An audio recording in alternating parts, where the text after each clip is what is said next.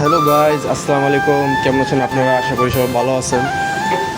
আজকে বাড়াইছি দুপুরবেলা বাসার থেকে।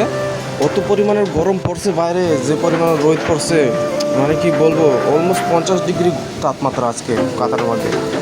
হাঁটতে হাঁটতে গরম লেগে গেছিলো, সেজন্য লাচ্ছি নিয়ে নিয়েছি একটা। এখন যাচ্ছি আমরা কাঁচরা মার্কেট।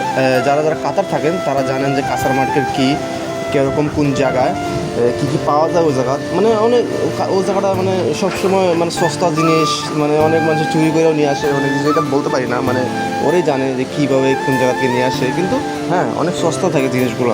তো এখন যাচ্ছি ওদিকে কাঁচরা মার্কেটে দেখবার জন্য আর আপনাদেরকে দেখাবার জন্য। আমি যাই না সবসময়, কিন্তু আজকে শখ করছি কেন জানি না, দুপুরবেলা শখ উঠে গেছে আমার যাইবার জন্য।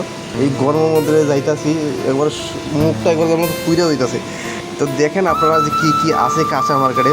আমি আসলাম, কিছু গড়ি দেখলাম ওদিকে, মানে অনেক কম কম দামের অনেক দামি দামি গড়ি পাওয়া যায়, মানে কম দামে দামি গড়ি পাওয়া যায়। তারপরে অনেক অনেক মানুষের কাপড় ব্যস্ত আছে এই রৌদ্রের মধ্যে, মানে ওরা অনেক মানুষ বাঙালি, পাকিস্তানি, ইন্ডিয়ান, মানে ওরা এই জায়গায় আইসা মানে সস্তা দামে কাপড়গুলো বেচে, মানে জিনিসপাতিগুলো বেচে। মানে তারা এটা ওদের ওদের পার্ট টাইম ডিউটি, ওরা মানে মেন ডিউটি করে আসা, তারপরে ওরা এই জিনিসটা এই জায়গায় কাজ করে ওরা।